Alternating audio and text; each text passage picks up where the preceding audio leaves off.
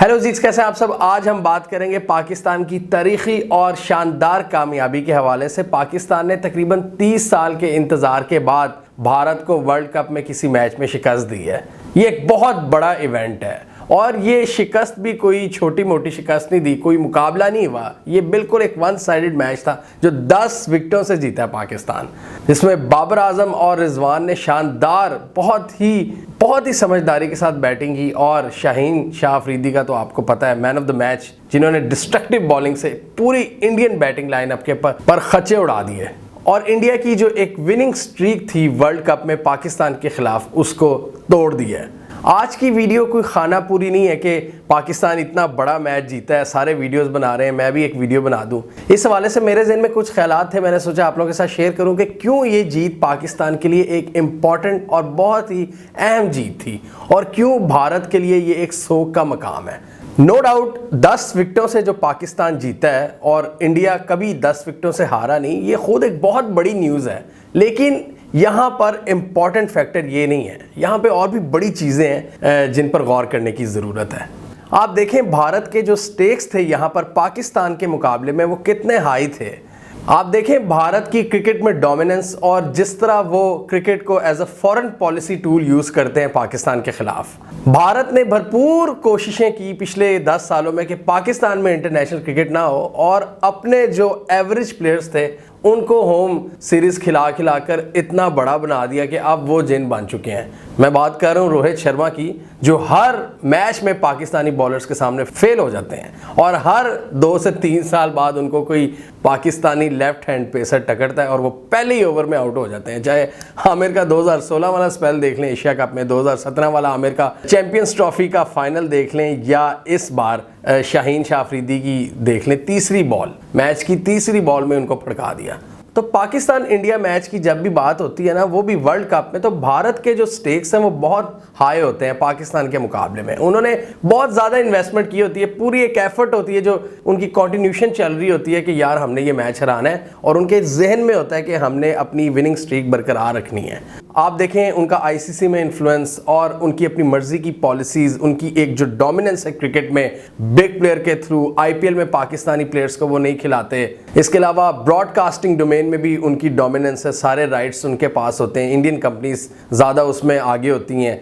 भारत ने इस बार कोशिश की कि ज़्यादा से ज़्यादा अपने तमाशाइयों को टिकट्स दिए जाएं और क्लियरली नज़र आ रहा था कि इंडियन तमाशाई बहुत ज़्यादा हैं। अगर इंग्लैंड में जब भी मैच होता है ना, तो वहाँ पर आपको एक बराबरी नज़र आती है, क्योंकि वहाँ पर आप इस तरह इजीली 2 नंबरी नहीं कर सकते। यहाँ पर इन्होंने सब ऐसी रिपोर्ट्स आई हैं कि पहले ही अपने जो इंडियंस थे उनको ज़्यादा टिकट्स दी, यानी कि पूरा एक माहौल तैयार किया कि भारत ये मैच जीते। सपोर्ट ग्राउंड में भारत की हो, पाकिस्तानी प्लेयर्स पर प्रेशर हो। आप देखें जिस तरह हमारे इंटरनेशनल टूर्स कैंसिल करवाए गए, भारतीय प्लेयर्स तो ताज़ा आईपीएल खेल के आ रहे थे और हमारे प्लेयर्स को वर्ल्ड कप से पहले हमारी जो प्रैक्टिस होनी थी वो 7 मैचेस की होनी थी, जो हमने इंग्लैंड और न्यूजीलैंड टीमों के साथ खेल कर करनी थी, जो हमारी नहीं हुई। मतलब पूरा स्टेज तैयार था कि पाकिस्तान को इस बार एक बार फिर हराना है, क्योंकि भारत के लिए ये एक रूटीन की बात थी और वो समझ रहे थे कि पाकिस्तान एक वॉकओवर होगा, इजीली हम उनको हरा देंगे, और उन्होंने अपनी तरफ से पूरे जाल बिछा दिए हुए थे। लेकिन वमकरू वमकर अल्लाह, एक चाल तुम करते हो और एक चाल अल्लाह ताला करता है। वहाँ पर फिर इंसान की जितनी भी चालें होती हैं वो सब नाकाम हो जाती हैं। सब कुछ किया। अब आप देखें इनके प्लेयर्स का जो एक्सपोजर होता है, अपने प्लेयर्स को तो इन्होंने इतना ज़्यादा चढ़ाया हुआ है जिस तरह बेबीज़ की केयर नहीं की जाती। रोहित शर्मा की आपको एग्जांपल दी, बुमराह का भी फुटबॉल, बड़े फुटबॉल जो क्लब हैं इंग्लैंड के, उनका विज़िट करवाया जा रहा था, उनकी इंगेजमेंट्स करवाई जाती हैं। इसके अलावा जो आपका बजट है इनका बीसीसीआई का, वो जो पाकिस्तानी बोर्ड है उससे 11 गुना ज़्यादा है। पैसा इनके पास ज़्यादा है, हर चीज़ बिग 3 में इनकी डोमिनेंस है। अपने प्लेयर्स को ये मजबूत करते हैं, आपस में ये बिग 3 टेस्ट सीरीज़ करवा के, ये बहुत बड़ा फैक्टर है जो आप ज़रा सोचें। और इस मैच से 1 महीने कबल जिस तरह हमारे यहाँ ये टूर्स कैंसिल करवाए गए, तो इस सूरत हाल में भारतीय टीम का हारना ये भारत के लिए एक बहुत बड़ी शिकस्त है। भारत क्रिकेट को as a geopolitical tool use करता है और जहां पर उन्होंने इतनी ज़्यादा इन्वेस्टमेंट की वो सारी कल रात फेल हो गई है, और वो भी कोई आम तरीके से नहीं हुई। पाकिस्तान ने ह्यूमिलेट किया है भारत को। और इसमें कोई शक की बात नहीं है, ये सिर्फ पाकिस्तान नहीं कहता है, और भी कई प्लेयर्स कह चुके हैं कि भारत ने क्रिकेट में लेवल प्लेइंग फील्ड बिल्कुल ख़त्म कर दी है आईपीएल और बिग 3 के बाद। इन 3 बोर्ड्स की उजारादारी है। लेवल प्लेइंग फील्ड नहीं है, मतलब जो बराबरी होती थी किसी दौर में, और किसी दौर की बात करें तो 90s में अगर हम आ जाएं तो वहाँ पर जो रिकॉर्ड है पाकिस्तान वर्सेस इंडिया का, हर अगला मैच पाकिस्तान जीतता होता था। हम बिल्कुल छोटे, उस वक्त हमने क्रिकेट देखनी शुरू की थी, वो बिल्कुल आम होता था जैसे पाकिस्तान और जिम्बाब्वे का मैच है। और उसके बाद उन्होंने क्या किया, 2000 जब शुरू हुआ, मतलब ये हम नई सदी में एंटर हुए, तो इन्होंने पाकिस्तान के साथ मैचेस ही खेलना बंद कर दिए। फिर मुशर्रफ दौर में दोस्ती हुई थी, 2004 में सीरीज़ बहाल हुई थी। ये खुद गंगूली साहब भी अभी थोड़े अर्सा पहले एक इंटरव्यू में कह रहे थे, उनके सामने रमीज़ राजा बैठे हुए थे, कि आप लोगों ने हमें बड़ा हराया हुआ है, अब हमारी बारी है। तो इनके ज़हन में वो 90s वाली भी शिकस्त है कि किस तरह पाकिस्तान क्या किया करता था इनके साथ, वसीम, वकार, शुएब अख्तर वगैरह। शुएब अख्तर के सामने इनकी टांगें कांप रही होती थी ये गंगूली साहब की, जिस तरह इनकी वक्खियों में इनको मारा हुआ 160 की स्पीड पे शुएब अख्तर की बॉलें आती थी। फिर हमारी बैटिंग लाइनअप, उसका भी कोई मुकाबला नहीं था। तो वो अभी तक वो वाली भी इनसिक्योरिटीज़ हैं। और आप देखें कि इस बार भी जो भारत में एक्सट्रीम एलिमेंट्स हैं आरएसएस के, उन्हें डर था थोड़ा सा, इस वजह से उन्होंने भरपूर कोशिश की इस मैच को रुकवाने की। और बात यही हो रही थी कि पाकिस्तान के साथ मैच ना खेला जाए। उनको डर था, क्योंकि ऑब्वियसली जब आपने इतना ज़्यादा पैसा स्पेंड किया होता है, और आरएसएस बेसिकली एक आइडियोलॉजिकल फादर है इस वक्त भारतीय हुकूमत की। तो भारतीय हुकूमत ने जो भी मैसेजिंग करवानी होती है वो आरएसएस के थ्रू ही करवाती है। तो उनकी तरफ से आपने देखा होगा कि कितनी ज़्यादा आवाज़ें उठ रही थी कि इस मैच को कैंसिल किया जाए, भारत को ये मैच नहीं खेलना चाहिए। उनको डर था, और इसी चीज़ का डर था जो कल रात हुआ है। तो भारत के इतने ज़्यादा हाई स्टेक्स होने की वजह से ये अपनी हार को अफोर्ड नहीं कर सकते। आप देखें इस वक्त सफ़े मातम बिछा हुआ है। पाकिस्तान जब मैच हारता है ना, तो हम बनाते हैं मीम्स।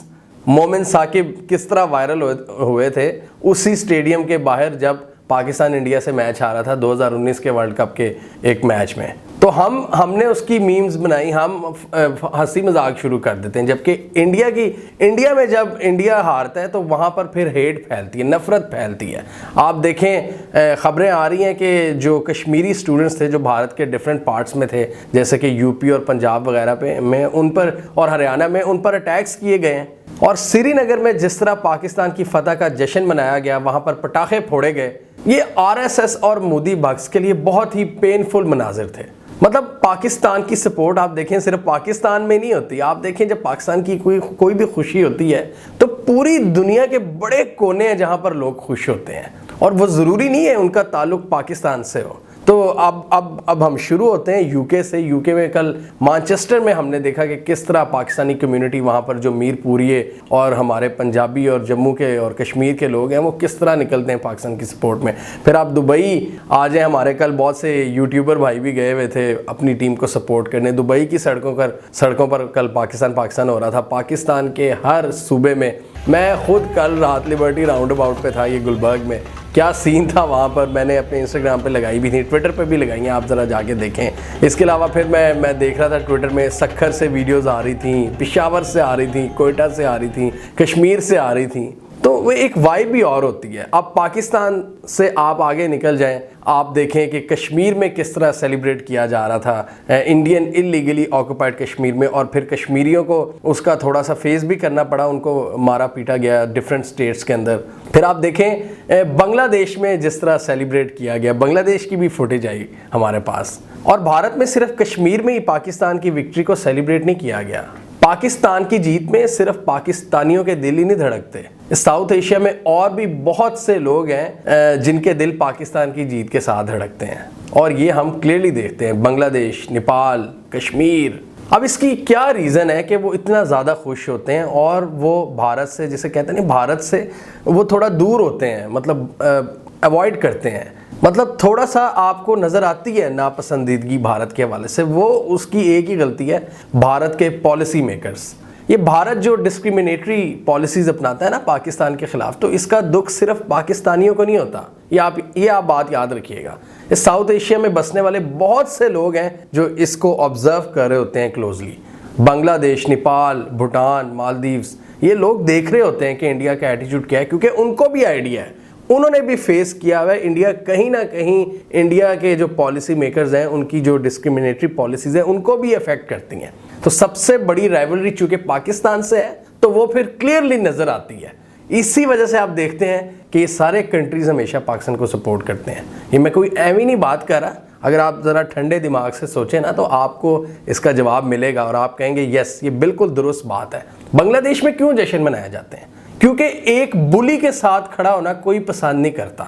आप एक गली में आप देख लें, अगर कोई बुली या कोई बदमाश होगा ना, जिसका एक इमेज होगा बदमाश वाला, उसके साथ लोग उससे कतराते हैं। वो कराची वाले कहते हैं ना, उससे हटती है लोगों की। तो इसी तरह इंडिया से ये जो बाकी साउथ एशियन कंट्रीज़ है ना, ये बहुत छोटे छोटे कंट्रीज़ हैं इंडिया के मुकाबले में। इंडिया को चाहिए एक रिस्पॉन्सिबल स्टेट का मुजाहरा करे, लेकिन मोदी के अंडर ऐसी कोई उम्मीद नज़र नहीं आती। डिवाइड एंड रूल पॉलिसी उनकी एक प्राइमरी पॉलिसी है जिसको उन्होंने लेकर चलना है। हेट तफरीक की बुनियाद पर उनको चाहिए वोट्स, और इसीलिए भारतीय हुकूमत को चाहिए कि इतनी ज़्यादा जो बढ़ती हुई हेट है भारत के ख़िलाफ़ उसको कम करें। स्पोर्ट्स और एंटरटेनमेंट को as a geopolitical tool use करना बंद कर दें। और इसी तरह ये अपने अवाम को भी रेडिकलाइज करते हैं। अवाम का कोई कसूर नहीं है, लेकिन क्या होता है कि बाकी ये सारे जो ममालिक हैं वो उनकी फिर अवाम से भी हेट करते हैं, जबकि पॉलिसीज़ इनके पॉलिसी मेकर्स की बनाई होती हैं जो गलत दोगली पॉलिसीज़ होती हैं, डिस्क्रिमिनेटरी पॉलिसी। इसकी एक छोटी सी एग्जांपल है कि किस तरह इन्होंने पाकिस्तानी प्लेयर्स को आईपीएल से दूर रखा हुआ है। पाकिस्तान से स्ट्रेटेजिक सेटबैक्स का बदला ये स्पोर्ट्स और एंटरटेनमेंट में पूरा करने की कोशिश करते हैं। पाकिस्तान से सीरीज़ नहीं खेलते कि जी हमने नहीं खेलना। अब उसके पीछे इनके क्या मोटिव्स हैं वो आप इस वीडियो को देखने के बाद अंदाज़ा लगा सकते हैं कि क्या है इनकी इनसिक्योरिटीज़। इतना ज़्यादा पैसा लगा के अपने प्लेयर्स को बहुत लेजेंड बनाने की कोशिश, आईसीसी के सामने आईपीएल को एक बड़ा ब्रांड बनाने की कोशिश, तो इसी वजह से इनके स्टेक्स हाई होते हैं। ये हार अफोर्ड नहीं कर सकते क्योंकि इनको डर है कि हर 4 साल बाद एक लेफ्ट हैंड पाकिस्तानी बॉलर इनकी बैटिंग लाइनअप को लड़ जाता है। 2013 में पीसीबी ने कोशिशें की, एक छोटी सी सीरीज़ हुई इंडिया में जो हमने बहुत ही बुरे तरीके से इंडिया को हराई। जुनैद खान वहाँ पर नाइटमेयर बन गए इंडियन बैट्समैन के। वो आपको याद होगा, सुबह सुबह हम सो के उठे थे मैचेस हो रहे थे और किस तरह पाकिस्तान ने इंडिया को हराया था। जुनैद खान ने किसी की वहाँ पर परवाह नहीं की। क्या सहवाग, क्या युवराज, क्या कोहली, क्या धोनी, सबकी किलियां उड़ा दी। 30 रन था और 5 आउट हो गए थे उनके, और वो सीरीज हम जीते थे इंडिया में। उसके बाद इंडिया ने नहीं खेला हमसे। मतलब 2013 की भी जो सीरीज हुई थी वो भी कोई 6-7 साल के वक्फे के बाद हुई थी, और उसके बाद आज 9 साल हो गए हैं भारत नहीं खेल रहा हमसे बायलैटरल सीरीज। फिर 4 साल बाद क्या होता है, मोहम्मद आमिर आता है और चैंपियंस ट्रॉफी में भारत की पूरी बैटिंग लाइनअप के परखच्चे उड़ा देता है। फाइनल में हम चैंपियंस ट्रॉफी जीते हैं, और ठीक 4 साल बाद शाहीन शाह अफरीदी आता है जो एक बार फिर रोहित शर्मा को पहले ही ओवर में उड़ा देता है। यहाँ पर मैं कोहली की तारीफ़ करना चाहूँगा उनकी स्पोर्ट्समैन स्पिरिट के हवाले से। एक बहुत बड़ा प्लेयर है कोहली। कल हम मैच देख रहे थे, मैं अपने दोस्त से बात कर रहा था कि यार कोहली की बॉडी पे कोई फैट नहीं है, इतनी ज़्यादा वो प्रैक्टिस करता है, इतनी ज़्यादा एफर्ट करता है कि मतलब जो लेवल फुटबॉल में रोनाल्डो या मेसी का है, मतलब वही लेवल उसने अपना बना लिया कोहली ने। इतना बड़ा प्लेयर होने के बावजूद, इतनी ज़्यादा पीछे से इंडियन अवाम का प्रेशर होने के बावजूद उसने जिस तरह वो मिला रिजवान और बाबर आजम से, ये प्रूव करता है कि कोहली कितना बड़ा प्लेयर है।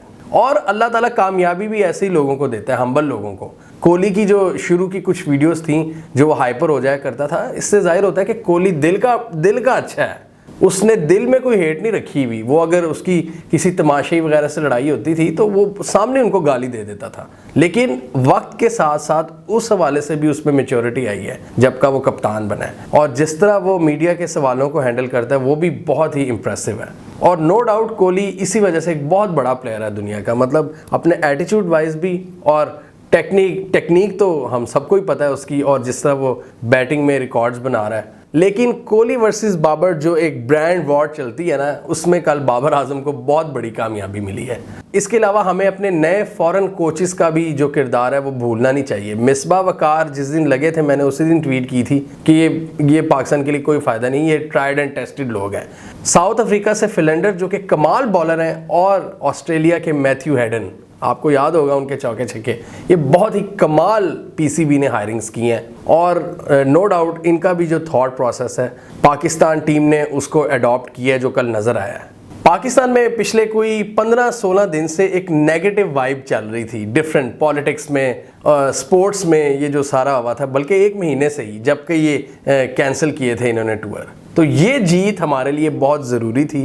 ये जो जीत थी हमें दरकार थी, बेसिकली हमारी ज़रूरत थी ये, और इस जीत ने पूरी कौम को एक बार फिर मुत्तहिद कर दिया और इसका हमने नज़ारा देखा है पूरे पाकिस्तान में। जिस तरह सेलिब्रेट किया गया अक्रॉस द कंट्री, लाजवाब। पाकिस्तान क्रिकेट के ख़िलाफ़ जो साजिशें हो रही थीं उसके ख़िलाफ़ हमें एक ढाल चाहिए थी और कल की जीत ने वो ढाल हमें प्रोवाइड की है। आप जितना मर्जी बिग 3 को डोमिनेट कर लें, अपने प्लेयर्स को एक्सपोजर दें, पाकिस्तान में टूर्स को कैंसिल कराएं, ब्रॉडकास्टिंग पे अपनी उजारादारी कायम करें, लेकिन फिर भी आप पाकिस्तान क्रिकेट को इतनी आसानी से डिस्क्रेडिट नहीं कर सकते।